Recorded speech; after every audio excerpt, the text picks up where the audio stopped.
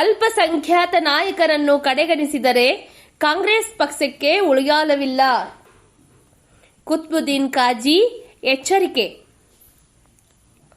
ಅಲ್ಪಸಂಖ್ಯಾತರ ಸಮುದಾಯದ ನಾಯಕರನ್ನು ಕಡೆಗಣಿಸಿದರೆ ಮುಂದಿನ ದಿನಗಳಲ್ಲಿ ಕಾಂಗ್ರೆಸ್ ಪಕ್ಷಕ್ಕೆ ಉಳಿಗಾಲವಿಲ್ಲ ಎಂದು ರಾಜ್ಯ ರೈಲ್ವೆ ಅಭಿವೃದ್ಧಿ ಹೋರಾಟ ಸಮಿತಿ ರಾಜ್ಯ ಅಧ್ಯಕ್ಷರಾದ ಕುತ್ಬುದ್ದೀನ್ ಕಾಜಿ ಅವರು ಎಚ್ಚರಿಕೆ ನೀಡಿದರು. ಕಾಂಗ್ರೆಸ್ ಪಕ್ಷವು ಮುಸ್ಲಿಂ ಸಮುದಾಯದ ಕೆಲ ನಾಯಕರನ್ನು ಉಚ್ಚಾಟಿಸುವುದನ್ನ ಹಾಗೂ ಅಲ್ಪಸಂಖ್ಯಾತರ ನಾಯಕರಿಗೆ ಕಡೆಗಣಿಸುತ್ತಿರುವುದನ್ನು ತೀವ್ರವಾಗಿ ಖಂಡಿಸಿ ಕುತ್ಬುದ್ದೀನ್ ಕಾಜಿ ಅವರು ಶುಕ್ರವಾರ ನಗರದಲ್ಲಿ ಸುದ್ದಿಗೋಷ್ಠಿ ನಡೆಸಿ ಮಾತನಾಡಿ, ಕಾಂಗ್ರೆಸ್ ಪಕ್ಷವು ಅನಾವಶ್ಯಕ ಹಾಗೂ ಆಧಾರರಹಿತ ಆರೋಪಗಳ ಮೇಲೆ ಮುಸ್ಲಿಂ ನಾಯಕರನ್ನು ಉಚ್ಚಾಟಿಸುವುದನ್ನು ನಾನು ತೀವ್ರವಾಗಿ ಖಂಡಿಸುತ್ತೇನೆ. ಬಾಗಲಕೋಟೆ ಉಪಚುನಾವಣೆ ಸಂದರ್ಭದಲ್ಲಿ ಮುಖ್ಯಮಂತ್ರಿ ಸಿದ್ದರಾಮಯ್ಯನವರು ಪ್ರಚಾರ ಕಾರ್ಯಕ್ಕಾಗಿ ಮಾರ್ಚ್ 30ರಂದು ನಗರಕ್ಕೆ ಆಗಮಿಸಿದಾಗ ಮುಸ್ಲಿಂ ಮುಖಂಡರೆಲ್ಲರೂ ಸೇರಿ ಬಾಗಲಕೋಟೆಯಲ್ಲಿ ಮುಳುಗಡೆಯಾದಂತಹ ಮಸ್ಜಿದ್, ದರ್ಗಾ, ಶಿಕ್ಷಣ ಸಂಸ್ಥೆಗಳಿಗೆ ನಿವೇಶನ ಹಂಚಿಕೆ ಹಾಗೂ ಮುಸ್ಲಿಂ ಸಮುದಾಯ ಎದುರಿಸುತ್ತಿರುವ ಸಮಸ್ಯೆಗಳ ಕುರಿತು ಮುಖ್ಯಮಂತ್ರಿ ಸಿದ್ದರಾಮಯ್ಯನವರಿಗೆ ಮನವಿ ಸಲ್ಲಿಸಿದ್ದರು. ಆಗ ಸ್ವತಃ ಮುಖ್ಯಮಂತ್ರಿಗಳೇ ತಮ್ಮೆಲ್ಲರ ಸಮಸ್ಯೆಗಳನ್ನು ಪರಿಹರಿಸುವ ಹೊಣೆಗಾರಿಕೆಯನ್ನು ನಸೀರ್ ಅಹಮದ್ ಅವರಿಗೆ ವಹಿಸಿದ್ದೇನೆ. ತಮ್ಮೆಲ್ಲ ಸಮಸ್ಯೆಗಳನ್ನು ಪರಿಹರಿಸುತ್ತೇವೆ ಎಂದು ಮುಸ್ಲಿಂ ಮುಖಂಡರಿಗೆ ಭರವಸೆ ನೀಡಿದ್ದರು. ಅದರಂತೆಯೇ ನಸೀರ್ ಅಹಮದ್ ರವರು ಬಾಗಲಕೋಟೆ ನಗರದ ಎಲ್ಲ ಮುಸ್ಲಿಂ ಜಮಾತ್ಗಳೊಂದಿಗೆ ಪ್ರತ್ಯೇಕವಾಗಿ ಮಾತನಾಡಿ ಅವರ ಸಮಸ್ಯೆಗಳನ್ನು ಆಲಿಸಿ ನಂತರ ಮುಖ್ಯಮಂತ್ರಿ ಸಿದ್ದರಾಮಯ್ಯನವರ ನೇತೃತ್ವದಲ್ಲಿಯೇ ಒಂದು ಸಭೆಯನ್ನು ಮಾಡಿ ಸಮುದಾಯದ ಸಮಸ್ಯೆಗಳನ್ನು ಪರಿಹರಿಸುವ ಕೆಲಸ ಪ್ರಾಮಾಣಿಕವಾಗಿ ಮಾಡಿದ್ದಾರೆ. ಮಾನ್ಯ ಮುಖ್ಯಮಂತ್ರಿಗಳ ನಿರ್ದೇಶನದಂತೆಯೇ ಮಾನ್ಯ ನಸೀರ್ ಅಹಮದ್, ರಹೀಂ ಖಾನ್, ಅಜಂಪೀರ್ ಖಾದ್ರಿ ಅವರು ಬಾಗಲಕೋಟೆ ನಗರದಲ್ಲಿ ಮತ್ತು ಗ್ರಾಮೀಣ ಪ್ರದೇಶಗಳಲ್ಲಿಯೂ ಪ್ರಚಾರ ಕಾರ್ಯ ಮಾಡಿ ಎಲ್ಲ ಸಮುದಾಯಗಳನ್ನು ಒಟ್ಟುಗೂಡಿಸುವ ಮೂಲಕ ಪಕ್ಷದ ಪರ ಪ್ರಾಮಾಣಿಕವಾಗಿ ಕೆಲಸ ಮಾಡಿದ್ದಾರೆ.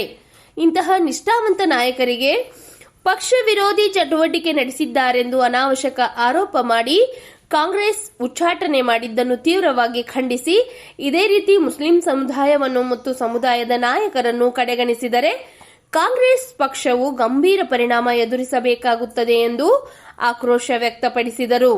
ಅಲ್ಪಸಂಖ್ಯಾತ ಸಚಿವರಾದ ಮಾನ್ಯ ಜಮೀರ್ ಅಹಮದ್ ಅವರು ಕೂಡ ಪಕ್ಷದ ವರಿಷ್ಠರ ಸೂಚನೆ ಮೇರೆಗೆ ಕೇರಳ ಚುನಾವಣೆಯಲ್ಲಿ ಸ್ಟಾರ್ ಪ್ರಚಾರಕರಾಗಿ ಕೆಲಸ ಮಾಡಿದ್ದಾರೆ. ನಂತರ ಅಲ್ಲಿಂದ ದಾವಣಗೆರೆ ಮತ್ತು ಬಾಗಲಕೋಟೆ ನಗರಕ್ಕೂ ಬಂದು ಕಾಂಗ್ರೆಸ್ ಅಭ್ಯರ್ಥಿಗಳ ಪರ ಪ್ರಚಾರ ನಡೆಸಿ ಎಲ್ಲ ಸಮುದಾಯಗಳನ್ನು ಒಟ್ಟುಗೂಡಿಸುವ ಕೆಲಸ ಮಾಡಿದ್ದಾರೆ. ಈಗಾಗಲೇ ನಾವು ಇದೆಲ್ಲವನ್ನು ಮುಖ್ಯಮಂತ್ರಿ ಸಿದ್ದರಾಮಯ್ಯನವರ ಗಮನಕ್ಕೆ ತಂದಿದ್ದೇವೆ. ಅವರು ಈ ವಿಷಯದಲ್ಲಿ ಮೌನ ವಹಿಸದೆ ಈ ವಿಷಯವನ್ನು ಪಕ್ಷದ ವರಿಷ್ಠರಿಗೆ ಮನವರಿಕೆ ಮಾಡಿಕೊಡಬೇಕು ಹಾಗೂ ಪಕ್ಷ ವಿರೋಧಿ ಚಟುವಟಿಕೆ ನಡೆಸದ ಆಧಾರರಹಿತ ಆರೋಪವನ್ನು ಹೊರಿಸಿ ಉಚ್ಚಾಟಿಸಲಾದ ಪಕ್ಷದ ನಿಷ್ಠಾವಂತ ಮುಸ್ಲಿಂ ನಾಯಕರನ್ನು ಮರಳಿ ಕರೆತರಬೇಕೆಂದು ಕುತ್ಬುದ್ದೀನ್ ಕಾಜಿ ಅವರು ಒತ್ತಾಯಿಸಿದರು. ಕಾಂಗ್ರೆಸ್ ಪಕ್ಷದ ಹೈಕಮಾಂಡ್ಗೆ ನಾನು ಹೇಳ್ತೇನೆ, ಅದಕ್ಕಿಂತ ಕಾಂಗ್ರೆಸ್ಗೆ ಲಾಭ ಆಗಂಗಿಲ್ಲ. ಅಲ್ಲಿ ಕನ್ನಡದಾಗ ಉಳಿದವರು ಕನ್ನಡ ಸಮಾಜನ ಬಿಟ್ಟು ಅಲ್ಲಿ ಹೋಗಿ ನೀವು ಕರೆಸ್ಕೊಂಡ್ರಿ, ಅವ್ರಿಗೆ ಸಮಾಜ ಆಟೋಮೆಟಿಕ್ಲಿ ನೋಂತು ಇವರು ರೊಕ್ಕ ತಕೊಂಡಾರ, ಅಧಿಕಾರ ಆಸೆ ತಕೊಂಡಾರ ಅಂತೇಳಿ ಸಾದಿಕ್ ಪೈಲ್ವಾನ್ ಮೇಲೆ ಅಪವಾದ ಬಂತು, ಕಾಂಗ್ರೆಸ್ ಪಕ್ಷದ ಮೇಲೆ ಅಪವಾದ. ಇದಕ್ಕೆ ಯಾರು ಹೊಣೆಗಾರ? ಕಾಂಗ್ರೆಸ್ ನಾಯಕರುಗಳೇ ಹೊಣೆಗಾರ ಅಂತ ಹೇಳ್ತೇವೆ. ನಾವು ಬನ ರಾಜಕೀಯ ನಾ ಮಾತಾಡಂಗಿಲ್ಲ. ಕಾಂಗ್ರೆಸ್ ಪಕ್ಷ ಇದು, ಕಾಂಗ್ರೆಸ್ ಪಕ್ಷದ ಹೈಕಮಾಂಡ್ ಯಾರು ಮುಖ್ಯಮಂತ್ರಿ ಇರಬೇಕು ಅವರು ಅದಾರ.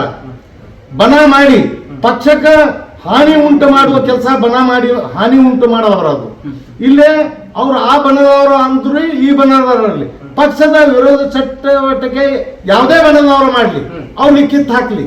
ಆದ್ರೆ ಇವರು ಯಾವ ತಪ್ಪ ಮಾಡ್ಯಾರ ಅದನ್ನು ಸಿದ್ಧ ಮಾಡದೆ ಏಕಾಏಕಿ ತೆಗೆದಿದ್ದು ಯಾವ ಬಣಕ್ಕೂ ಈ ರೀತಿ ಅನ್ಯಾಯ ಮಾಡಿದ್ರೆ ಅದು ತಪ್ಪು ಅಂತ ನಾನು ಕಾಂಗ್ರೆಸ್ ಪಕ್ಷದ ಮುಖಂಡರುಗಳಿಗೆ ಹೇಳಕ್ಕೆ ಇಚ್ಛಾ ಪಡ್ತೇನೆ. ಇದು ಪಕ್ಷ, ಇದು ಸರ್ವರ ಪಕ್ಷ, ಸರ್ವ ಜಾತಿ ಸಮಾಜಕ್ಕೆ ಒಂದು ನ್ಯಾಯ ಸಿಗುವಂತ ಕಾಂಗ್ರೆಸ್ ಪಕ್ಷ. ಎಲ್ಲರಿಗೆ ನ್ಯಾಯ ಸಿಗುವಂಗ ನಡ್ಕೋಬೇಕು ಪಕ್ಷದ. ಮತ್ತು ಪಕ್ಷದ ಲಾಭ ಎಲ್ಲೈತಿ ಅಧಿಕಾರದ ಕಚ್ಚಾಟದೊಳಗ ಪಕ್ಷಕ್ಕೆ ಡ್ಯಾಮೇಜ್ ಮಾಡಬಾರದು. ಇದು ನನ್ನ ಮಾನ್ಯ ನಸೀರ್ ಅಹಮದ್, ಮಾನ್ಯ ಜಬ್ಬಾರ್ ಖಾನ್ ದಾವಣಗೆರೆ MLC ಅವರು ಮತ್ತು ಜಮೀರ್ ಖಾನ್ ಅವರನ್ನು ಅನಾವಶ್ಯಕವಾಗಿ ಆರೋಪವನ್ನು ಮಾಡ್ತಾ ಇದ್ದಾರೆ. ಮತ್ತು ಒಂದೇ ಸೈಡ್ ಅಂದರೆ ಆರೋಪ ಸಾಬೀತುಪಡಿಸದೆ ಪಕ್ಷದಿಂದ ಅವರಿಗೆ ಉಚ್ಚಾಟಿಸುವ ಕೆಲಸ ನಾನು ಇವತ್ತು ಒಂದು ಸಾಮಾಜಿಕ ಕಾರ್ಯಕರ್ತನಾಗಿ ಅದನ್ನು ಖಂಡಿಸ್ತೀನಿ. ನಾನು ಒಂದು ಸಾಕ್ಷಿಯಾಗಿ ಅವರು ಪ್ರಾಮಾಣಿಕ ಕೆಲಸ ಮಾಡ್ಯಾರ ಅನ್ನುವಂಥ ದಾಖಲೆದೊಂದಿಗೆ ಬಾಗಲಕೋಟೆ ಉಪಚುನಾವಣೆ ನಡೆದಂಥ ಒಂದು ಪ್ರಚಾರ ಕಾರ್ಯದಲ್ಲಿ ನಾನು ಕೂಡ ಭಾಗಿಯಾಗಿದ್ದೆ. ದಾಖಲೆ ಸಮೇತ ಅವರು ಪಕ್ಷ ವಿರೋಧಿ ಚಟುವಟಿಕೆ ಮಾಡಿಲ್ಲ ಅಂಥೇಳಿ ನಾನು ಸಿದ್ಧಪಡಿಸ್ತೀನಿ. ಬೇಕಾದರೆ ಯಾರು ಆರೋಪ ಮಾಡ್ತಾರ ಅವರು ಪಕ್ಷದ ವಿರೋಧ ಚಟುವಟಿಕೆ ಮಾಡ್ಯಾರ ಅಂತ ಸಿದ್ಧ ಮಾಡಿ ಅವ್ರಿಗೆ ಪಕ್ಷದಿಂದ ಉಚ್ಚಾಟಿಸಲಿ ಮತ್ತು ಅವರಿಗೆ ಹೊಂದಿರತಕ್ಕಂಥ ಸ್ಥಾನಗಳಿಂದ ವಂಚಿತ ಮಾಡಲಿ. ನಾನು ಅದಕ್ಕೆ ನಾವು ಒಪ್ಕೋತೀನಿ. ಆರೋಪ ಸಾಬೀತುಪಡಿಸದೆ ತಮ್ಮ ಇಚ್ಛೆಯಂತೆ ತಮ್ಮ ಒಂದು ಅಧಿಕಾರ ಸರ್ವಾಧಿಕಾರದ ಧೋರಣೆಯಿಂದ ಮಾನ್ಯ ನಸೀರ್ ಅಹಮದ್ ಅವರು ಮಾನ್ಯ ಜಬ್ಬಾರ್ ಖಾನ್ ಅವ್ರಿಗೆ ಮತ್ತು ಮಾನ್ಯ ಜಮೀರ್ ಅಹಮದ್ ಅವರಿಗೆ ತಮ್ಮ ಸ್ಥಾನದಿಂದ ಕೆಳಗಿಳಿಸುವುದಾಗಲಿ ಪಕ್ಷದಿಂದ ಉಚ್ಚಾಟಿಸುವುದಾಗಲಿ ಅದನ್ನು ನಾವು ತೀವ್ರವಾಗಿ ಖಂಡಿಸ್ತೀವಿ. ಅದರಂತೆ ನಾನು ಮಾನ್ಯ ಮುಖ್ಯಮಂತ್ರಿಗಳು 30ನೇ ತಾರೀಕಿಗೆ ಬಾಗಲಕೋಟೆ ನಗರಕ್ಕೆ ಪ್ರಚಾರಾರ್ಥವಾಗಿ ಮಾನ್ಯ ನಸೀರ್ ಅಹಮದ್ ಅವರ ಜೊತೆ ಅವರು ಮುಖ್ಯಮಂತ್ರಿಯವರ ಜೊತೆ ನಸೀರ್ ಅಹಮದ್ ಅವರು ಕೂಡ ಬಂದಿದ್ದರು. ಆಗ ಬಾಗಲಕೋಟೆಯಿಂದ ನಮ್ಮ ಸಮಾಜದ ಎಲ್ಲ ಮುಖಂಡರು ಕಳೆದ ಚುನಾವಣೆಯಲ್ಲಿ ನಮಗೆ ಕೊಟ್ಟಂಥ ಭರವಸೆಗಳು ಅಂದರೆ ಸಮಾಜದೊಳಗೆ ಬಾಗಲಕೋಟೆ ಮುಳುಗಡೆ ಆಗಿರೋದ್ರಿಂದ ಇಲ್ಲೇ ಮಸೂತಿಗಳ ಮುಳುಗಡೆ ಮತ್ತು ಜಮಾತಗಳ ಒಂದು ಆಸ್ತಿ ಪಾಸ್ತಿಗಳ ಒಂದು ಮುಳುಗಡೆ ಆಗಿರೋದ್ರಿಂದ ಅದನ್ನು ನಮಗೆ ನ್ಯಾಯ ಸಿಕ್ಕಿಲ್ಲ ಅಂಥೇಳಿ ದೂರವನ್ನು ಮಾನ್ಯ ಮುಖ್ಯಮಂತ್ರಿಗಳಿಗೆ ಮಾಡಿದರು. ಆಗ ಮಾನ್ಯ ಮುಖ್ಯಮಂತ್ರಿಗಳು ಇಲ್ಲ, ನಾನು ನಸೀರ್ ಅಹಮದ್ ಅವ್ರಿಗೆ ಬಾಗಲಕೋಟೆ ನಗರದ ಎಲ್ಲ ಸಮಾಜದ ಸಮಸ್ಯೆಗಳನ್ನು ಪರಿಹರಿಸಾಕ ಆಮೇಲೆ ನಿಮ್ಮ ಏನು ಸಮಸ್ಯೆ ಅದಾವು ಎಲ್ಲ ತಿಳ್ಕೊಳಕ ನಸೀರ್ ಅಹಮದ್ ಅವ್ರಿಗೆ ನಾ ಇಲ್ಲಿ ಬಾಗಲಕೋಟೆ ಪ್ರಚಾರದಲ್ಲಿ ಬಿಟ್ಟೀನಿ ಅವರಲ್ಲಿ ಹೇಳ್ಕೋರಿ ಅಂತೇಳಿ ಮಾನ್ಯ ಮುಖ್ಯಮಂತ್ರಿಗಳು 30ನೇ ತಾರೀಕಿಗೆ ಹೇಳಿದ್ದರು. ಅದರಂತೆ ನಸೀರ್ ಅಹಮದ್ ಅವರು ಬಾಗಲಕೋಟೆ ನಗರದ 42 ಮಸೂತಿಗಳ 50 ಜಮಾತಗಳ ಪ್ರತ್ಯೇಕವಾಗಿ ಭೇಟಿಯಾಗಿ ಅವರ ಸಮಸ್ಯೆಗಳನ್ನು ಆಲಿಸಿ ಪರಿಹಾರದ ಒಂದು ಭರವಸೆ ಕೊಟ್ಟು ಮಾನ್ಯ ಮುಖ್ಯಮಂತ್ರಿಗಳ ನೇತೃತ್ವದೊಳಗಿನ ಒಂದು ಸಭೆಯನ್ನು ನಡೆಸಿ ಸಮಾಜಕ್ಕೆ ಒಗ್ಗೂಡಿಸುವಲ್ಲಿ ಪ್ರಾಮಾಣಿಕ ಪ್ರಯತ್ನ ಮಾಡ್ಯಾರ. ಅದರ ದಾಖಲೆ ಕೂಡ ನಾನು ಈ ಸಂದರ್ಭದೊಳಗೆ ಬಿಡುಗಡೆ ಮಾಡ್ತೇನೆ ನಿಮಗೆ. ಮತ್ತು ಅವರ ಪ್ರಯತ್ನದೊಳಗೆ ಎಲ್ಲಾದರೂ ಪಕ್ಷದ ವಿರೋಧ ಚಟುವಟಿಕೆಗಳನ್ನು ಮಾಡ್ಯಾರಂತ ಏನು ಆರೋಪ ಮಾಡ್ತಾರಲ್ಲ ಅದು ಕಂಡು ಬಂದಲ್ಲಿ ಅವರು ತಗೊಂಡ ತೀರ್ಮಾನಕ್ಕೆ ನಾವು ಬದ್ಧಾಗಿದ್ದೀವಿ. ಇಲ್ಲಂದ್ರೆ ತತ್ಕ್ಷಣದಿಂದ ಏನು ನಸೀರ್ ಅಹಮದ್ ಅವ್ರಿಗೆ ಮುಖ್ಯಮಂತ್ರಿಗಳ ರಾಜಕೀಯ ಕಾರ್ಯದರ್ಶಿ ಸ್ಥಾನದಲ್ಲಿ ಏನು ನೀವು ಕಿತ್ತಾಕಿರಿ ಅದು ವಾಪಸ್ ಪಡಿಬೇಕು, ಅವ್ರಿಗೆ ಮತ್ತೆ ಅವರ ಸ್ಥಾನವನ್ನು ಮುಂದುವರಿಸಬೇಕಂತೇಳಿ ನಾನು ಸರ್ಕಾರವನ್ನು ಒತ್ತಾಯವನ್ನು ಮಾಡ್ತೇನೆ.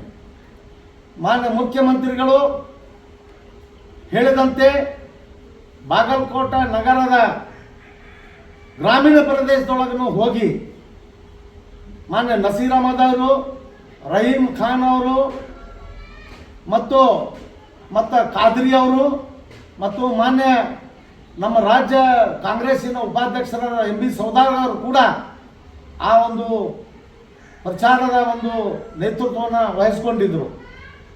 ಮತ್ತು ಆ ಪ್ರಾಮಾಣಿಕ ಕೆಲಸಕ್ಕೆ ಇವತ್ತ ಪಕ್ಷದ ಗುಂಪುಗಾರಿಕೆಯಲ್ಲಿ ತೊಡಗಿಸಿ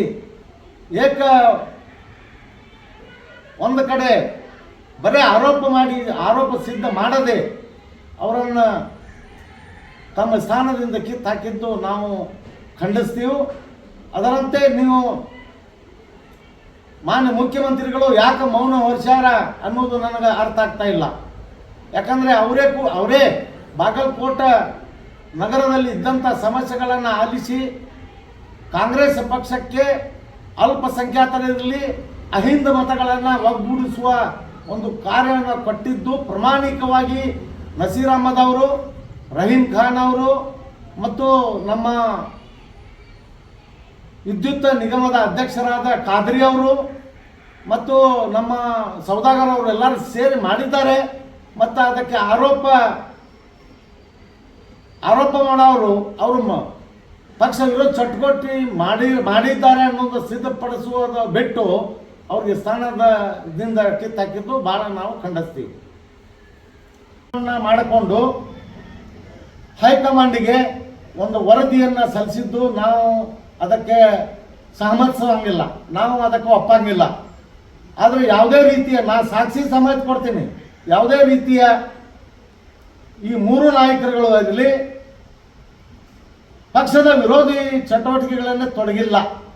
ಅವರು ಪಕ್ಷದ ಹಿತೈಷಿಗಳನ್ನೇ, ಅವರು ಪಕ್ಷದ ನಾಯಕರೇ. ಅದು ಅಂಥವು ಏನಾರು ಆಗಿದ್ರೆ ಪಕ್ಷದಲ್ಲಿನ ಅದನ್ನು ಬಗೆಹರಿಸ್ಕೋಬಹುದಾಗಿತ್ತು.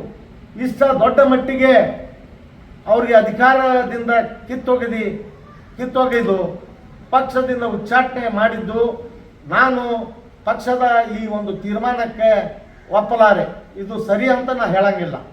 ಅದು ಮಾಡಬಾರ್ದು. ಪಕ್ಷ ಉಳಿಬೇಕು.